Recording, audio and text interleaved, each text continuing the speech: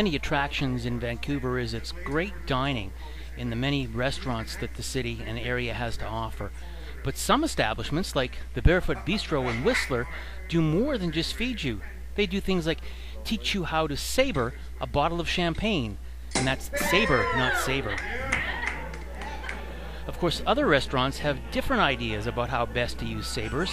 At the Afghan Horseman restaurant, you can see belly dancing using a saber. So you get good food and some new culture.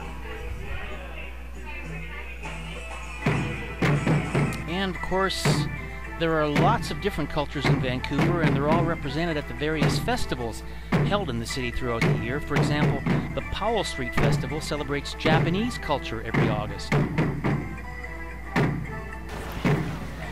there are other kinds of festivals aside from just cultural festivals. Every year in Burrard Inlet, there's the Mountain Equipment Co-op Paddle Fest, an annual festival celebrating all things aquatic, like stand-up paddling. Of course, stand-up paddling may not be for everybody. You might want to just find a quiet cove somewhere, have an outdoor adventure of a quieter nature, just sitting in a kayak and paddling around some still waters. There are winter sports in Vancouver as well, and that's not restricted just to skiing. You can go snowshoeing at Cypress or Grouse Mountain. And if you're in the outdoors, in and around the city, you're never far from nature. For example, at the Rifle Migratory Bird Sanctuary, just 15 minutes south of the airport.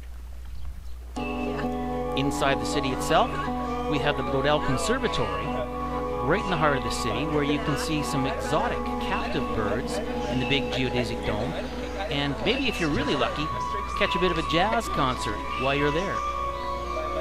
Of course, there are also sporting events in and around Vancouver, but don't blink too fast, because the horses are fast at Hastings Raceway. Of course, if that's too fast, well, just slow down, go to a spa, chill, like the Spa Scandinave in Whistler, where you can get some wonderful hydrotherapy treatments.